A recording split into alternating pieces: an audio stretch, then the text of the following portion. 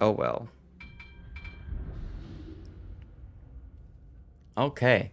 Asteroid, this is you in the Yoshino. MIDI says a whole lot of things. I will read what you said in a moment, sir. Here's our Yoshino Black. Now, I picked it partially because it's a black ship, and the black ships are going to be available, I'm sure, coming up for Black Friday again. And God, these things are sexy. Look how sexy this camouflage is, huh?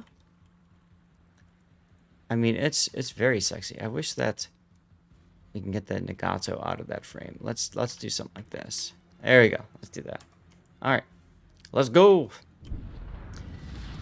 To me on the mods, thanks so much for King of the Sea stream and the prize. It's been a great weekend entertainment. Really glad to be going now. Ah, no problem, dude. Thanks for hanging out. Regards from the UK, formerly part of the EU, with Brexit, all that. Yep, I gotcha. No problem. Thank you very much for hanging out. Yoshino. So, Yoshino Black is literally just a version of the Yoshino with that really good looking black camo. Yep. Right? Yep. And Yoshino is essentially what if Zao, but we made it bigger. That's basically Yoshino in a nutshell for you. It has 9 310mm guns with extremely good ballistics, extremely good range. I believe the maximum range you can acquire on the ship is 21.3 without any modifiers. Very good ballistics, very good HE and AP performance. Use the AP on this. Trust me, it'll save you some grief. You don't have to shoot HE at everything. A lot of players forget that this ship actually has serviceable AP. You're absolutely correct with that, Shockwave. These are, what, 310mm, I think? Yes. 12.1 inch, 12.2 inch gun. They hurt. Unfortunately, it's also very easy to hurt Yoshino in return. She does have 30mm plating, and she does have a lot of health. She has 61,800 base hit points, but the problem is you have a very large over-the-water line citadel that is very easy to hit. And more to the point, given how many battleships these days have 457 or 431mm guns, such as the recently released Pottery, which, by the way, I sent a replay of. I saw it. You do suffer a little bit in these matches. However, you are kind of lucky here, considering the fact that you don't have any battleships that overmatch you here, so you can kind of play around with your rudder throttle and sort of laugh a bit as these battleships bounce off of you. I paused it here because I think something really important is about to happen, and that is that Asteroid is about to leave the ACAP general area. Personally, I don't like this. Personally, I think you're better off staying in the ACAP area and firing off your torpedoes. These are not deep water. They're regular torpedoes, and they will reach up to 20 kilometers. And I really do feel like that is an important part of your arsenal that you are giving up by leaving ACAP here. Just want to point that out. I just want to say this. All you hear is this overmatch talk. Right now, this overmatch is complete BS. The only thing that really matters for overmatch is going through the nose of a ship. 406s will dev strike this thing from range because of plunging fire. I don't care if you have a 100mm deck. The shells are coming in on such an angle that they're not going to auto bounce. They're just going to go right through it. Right. So 406s will wreck this thing. They're not going to punch through the nose of the ship if you get in close, but they're going to do a lot of damage to you anyways. So. Yeah, exactly. Which is why you stay at range with this ship. You don't. Exactly. And 20-kilometer torpedoes, because that's what YouTube told me. Exactly. So that's the point. Is you sit and spin. You fire off your 20-kilometer torpedoes. If you look at it right now, you can possibly hit Napoli, Petropavlovsk, Gazumo, FDG, plus anybody else that's not spotted that's within that 20-kilometer range. Why wouldn't you take that opportunity to fire those torpedoes? All right, you got shells coming in. You have 2 people targeting you. I'm not sure why you're not shooting back at the FDG at this point. unless you plan on turning south. If you plan on turning south, you should really be turning your turrets beforehand to ensure that your turrets are on target. Akizuki is shooting at you. No, that's Napoli. Akizuki spotted farther on the side. Is that the replay still in slow motion? Wait, what? Yeah, I can still see it in slow motion. Oh, okay. Maybe that works. I must have slowed it down for screen caps. Yeah. Also, I don't like the decision Nice to AP. go so narrow. I mean, yeah, the broadside Petro there, that was a fairly comprehensive hit, especially for Yoshino AP. But the fact that you did, I don't like the fact that you went narrow on the 3-4 line, because look where all their battleships are, right? Right, exactly. It's a free farm, right? Just At the farm out very, ammo. at the very least, fire torpedoes up the channel. You know, these are just luck chucks anyways. They're meant to just, you know, hey, maybe you hit something, maybe you don't, but why not, right? They're Shimakaze 20-kilometer torpedoes, which means they have insane range, very high damage. Yeah. But they're spotted from the moon. So Pirate says, I wish my knowledge wasn't so weak, my aim so bad, overmatched to me is mostly a lie. Well, if that's the case, don't worry about it.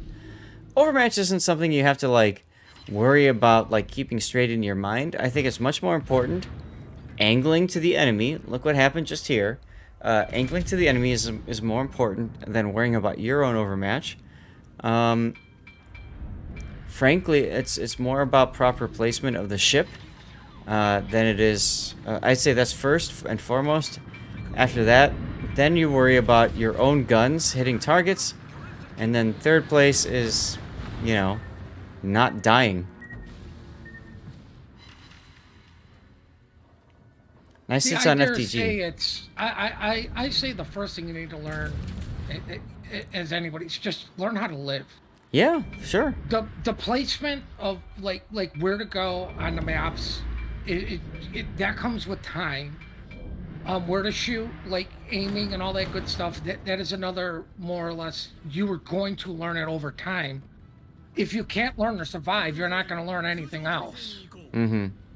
You know, it's good to learn all that stuff while you're trying to learn, but the first thing to learn is just survive. Like the Hindenburg game showed you what happens if you just survive. It puts you in a position to make an impact in the later part of the game. Now, the other thing is, at the start, I would have went to A for the simple reason, the storm. You get better concealment in that storm. Which means you could have crept up on the DD, and he actually would have been a lot closer than he wanted to you. It could have made a mistake and maybe have nuked him. It's what I like doing in my... That's actually the thing I like doing in my Venezia and my other hard-hitting cruisers, especially my Condé. I like to creep up on the cap using island cover and then jumping out and blasting the destroyer in the face at the last second. Because here's the thing, I'm going to beat around the... I'm gonna beat the dead horse again and say, destroyers... The only good destroyer on the enemy team is a dead destroyer. Wait, can the Yoshino take Hydro? Yes. Yes. I personally would get rid of defensive fire, put Hydro on your ship. I know there's way more carriers on the NA than any other server, but if you just group up with other teammates and get some sort of overlapping AA, you will go through a lot. You will kill a lot of their planes. To where Hydro is just, it's good in every single game. There's not going to be a game where you don't want especially with subs now. Now, I will mention this. Asteroid is part of the Asia server, and the Asia server actually has more carriers per capita than any other server out there. As Dutch says, putting us clearly, not placed Asia recently. So I understand the decision there. I paused it here for a second because you are still detected. There are two people targeting you. At first, I thought it might have been the Napoli, to where I was going to say you should launch your scout plane But the Napoli is on the other side of the island, therefore can't detect you, which means it's got to be the Akizuki at this point. I don't think... No, it's the planes by the little symbol. Well, now it's the planes. Earlier, it wasn't. So I just want to put that out there. You hadn't... You know, this is one of those things where you have to figure out who's shooting you or who's detecting you and from how. Okay, so now it's not the... Now it is the planes. It was ship before when I hit the stop. But now that it's the planes, that tells you, okay, time to turn away. You can defensive fire. Here we go. Defensive fire. And sector reinforce. Shoot down. These are Shokaku planes. Folded 1,000 times. Still made out of paper. And shoot the Kansas. As you turn. You've got Kansas you can shoot at. Maybe Hawk, Mosfa, Azuma. I don't know that it's worth it to keep waiting for the Azumo here. Because to give you a shot... This is what I said earlier. Stay on the 1-2 line, right? Because now look, you're in a really exposed position where the carrier is essentially striking you for free. And you did get a torpedo hit, though. That's kind of fun. On the Shokaku, no less. Oh, yeah, shoot the Shikaku. Shoot the Shikaku. Like... He's gone. Yeah, because the Akizuki smoked. Yes, unfortunate. Fortunately, the Paolo Emilio. By the way, have you noticed the Paolo Emilio on the A line? That's where it's supposed to be. So yeah, he's under why the are carrier. you surprised? It's a CV game. What any good DD does. Go to the A line, especially if it's deep within the enemy spawn. I have breached the enemy's walls. Here. Yeah, that was the last thing I expected. But anyway. Now, wait, I don't agree with shooting the Kansas because you had HE loaded at that point, and he had 3 fires, and it looks like he's running fire prevention. I do like that you switched to AP to shoot something else. Another torpedo. Yeah. The problem is that at such long ranges. Well, what's interesting is he got a torpedo hit? Where's the Akaz? Was it him? Okay. There's no need to leave this fast. Slow down. Get ready for a broadside on the Petro. Here it comes. Petro or the Napoli, yeah. Yeah, exactly. One of the two. Put yourself in a position where you can take advantage of the enemy team's position, right? Like, you don't... Like, I do this, like, you see this a lot, especially in competitive, right? And to a lesser extent randoms, because, you know, you never know. But from that perspective, from that Petropavlov's perspective, he tried to leave, and now he's completely... Well, he's getting his head kicked in now, because you've got him into a position where he can't really escape. I'd be switching to HE, by the way. Yeah. I would switch to HE. Petropavlov's, by the way, remember, gotten nerfed. It no longer has that 50mm you blade. switched to HE because he's low enough to where the HE is going to kill him. Exactly. Well, that and, well... Exactly. You know, the other thing is, while I don't agree with this positioning, the enemy is just, like, going to him. They're giving it to him. So... They're beating him, essentially. Here comes the Napoli. At least he's staying in this position, recognizing I can farm from here.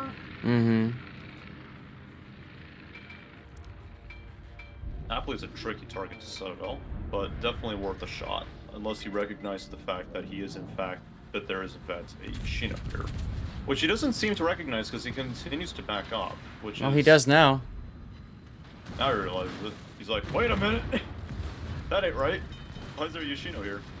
Decent hits from the Napoli on you. You got one last salvo before his Inky makes him invincible. Alright, so you can't see him anymore. He got away. More importantly, you got away because the Petropavlovsk properly recognized the situation and switched to AP. But I do feel like this wasn't necessary. Like, had you been backing up earlier, you probably would have been fine. But it is what it is. But now Well, I still was has gonna say if he just didn't get as aggressive up that channel as he did, just stay Right. back a little bit more. Because And your only now, escape route is through a very narrow channel, but I yeah. guess the DD's gonna pay for it. And now you pull forward into detection from a Yugumo who smokes, so you know he's not torpedo reload. That's important. Okay. no, he has more torpedoes either because This of that. right here is where Hydro. Mm-hmm. Because you could have exactly because you could have caught that Yugumo and you could have blasted his face off, like as simple Absolutely. as that. Meanwhile, the Paulo Emilio with the insane blaze there.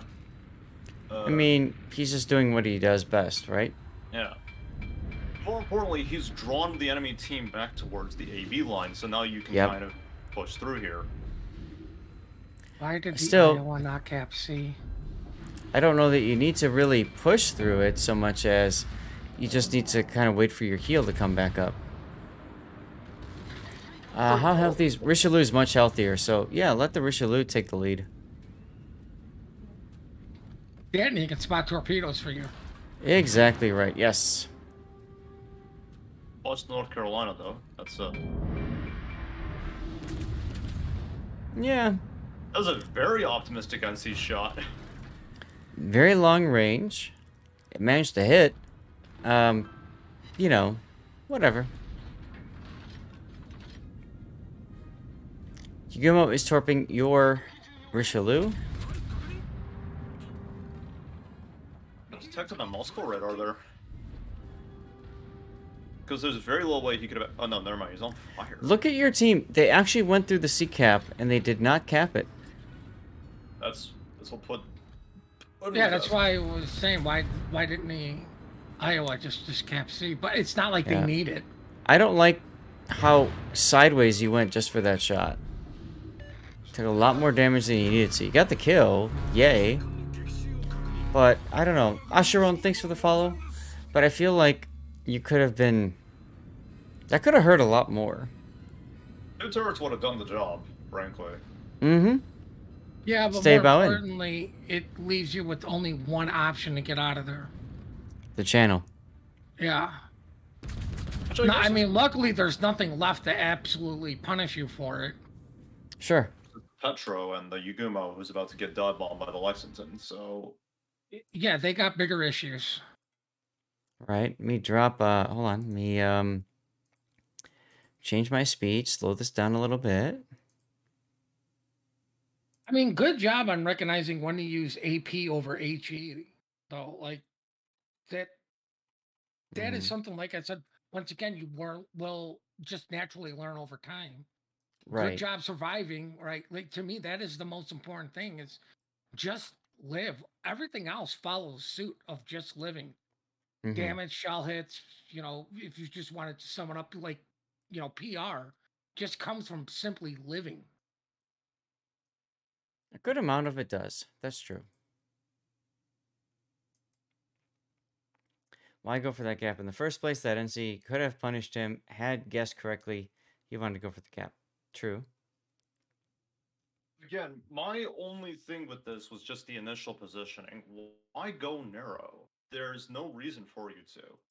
Like, you can go wide, you can farm the Petro, the Napoli, the Izumo, and the all at the same time. Just do some crop rotation, right? SAT school of anything goes damage farming, you could have just stayed on the 1-2 line pretty much the entire game and then shoved up that 1-2 line and gotten free broadsides at the enemy team. Well, I'll say this much. I don't know how it is on Asia, but like, it's literally a coin flip on NA if an enemy team goes to A or not. Right. So kind of being in a position where you can just leave A to go farm out at B and C, maybe not the worst case for a decision. But when you see that most of their ships are there, he didn't just leave A. He could have been in a better position, yes, but he just didn't abandon that flank either, right? And I think that needs to be recognized, that he recognized, I'm going to do more over here than if I do fully, commit to rotating to Seaside. Sure. Yeah, I mean, honestly, That's actually what I was thinking as well. Like, why rotate to Seaside when the Seaside has already been drawn away by the Paolo Emilio, recognizing the fact that there is in fact an unspotted Paolo Emilio in their backfield going for their carrier. Yep. I think the reason why, like, I think I saw the Paolo Emilio type in chat is like, "How did you spot me?" or something. It didn't show up. I'm guessing that's what he asked. How did you know I was here? I mean, can I point out the fact that your carrier died because he was spotted? Like, Yep. that's, yeah. Paulo took out the Shokaku and the Hawk together. Mm-hmm. And then he's asking about RPF. Mm-hmm. Yeah. It was, Sure. Hey, Cyvark, thank you very much for the tier 1 sub. And Cowboy, good to see you, dude. And Kenny's from Canada, thank you for the follow. Cowboy says, I agree that Hydra would have been a better consumable choice based on the way they chose to play. Bringing defensive fire means you should stay in more distance and play in the open areas, as I believe shockwaves are coming. Yes. Okay, cool. yeah, I recommend, I mean, Yoshino, I say, is one of those ships you just play at range. Like, unquestionably. Like, you can push in against tier 8s, but good luck. Like, your Citadel is Sure. that massive.